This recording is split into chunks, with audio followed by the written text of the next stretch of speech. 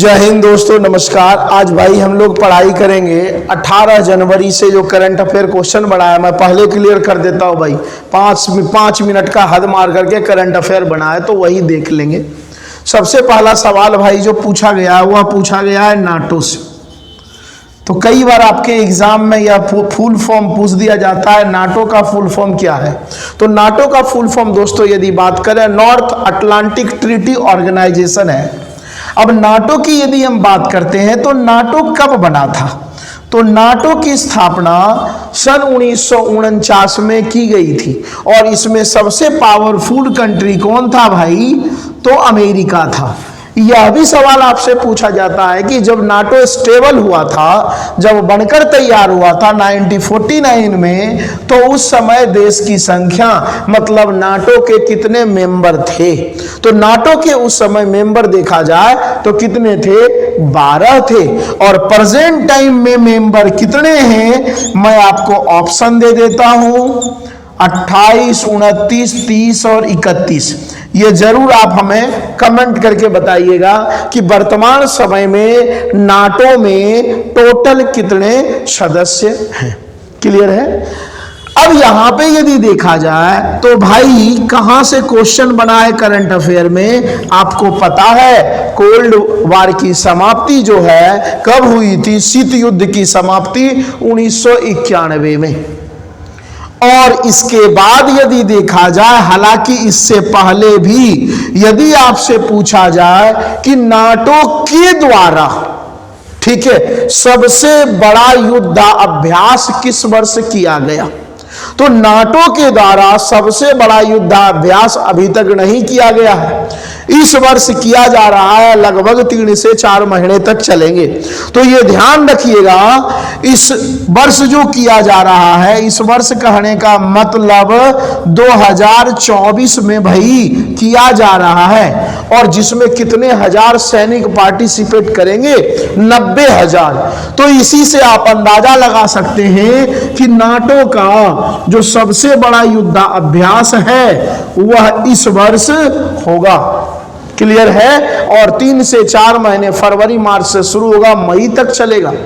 तो टोटल जो है इसमें कितने सैनिक भाग लेंगे भाई, 90,000। तो 2 से 3 महीने चल भी रहा है। अब आपसे यह पूछ देगा कि इस युद्धाभ्यास का नाम क्या है, एक्सरसाइज का, तो इसका नाम है स्टीड फर्स्ट। ध्यान रखिएगा ये जरूर, स्टीड फर्स्ट डिफेंडर 2024। सीधा सा सवाल होगा, स्टीड फर्स्ट डिफेंडर 2024 एक्सरसाइज किसके द्वारा आयोजित किया गया, तो नाटो के द्वारा आयोजित किया गया। और 90,000, पहली बार इतना बड़ा युद्धाभ्यास चल रहा है। हालांकि आपसे यह पूछ दे कि क्या इससे पहले भी कभी युद्धाभ्यास हुआ था भाई, तो इससे पहले देखिएगा युद्धाभ्यास 2 बार हो चुका है। एक बार 1988 में हुआ है और दूसरी बार 2018 में, लेकिन इतने बड़े पैमाने पर नहीं हुआ था। 1988 की यदि हम बात करें तो उसका नाम था रीफोर्जर। ध्यान रखिएगा, रीफोर्जर युद्धाभ्यास। और 2018 वाला जो भाई हुआ उसका नाम था ट्राइडेंट जंस्कर, ट्राइडेंट जंस्कर या जानस्कर।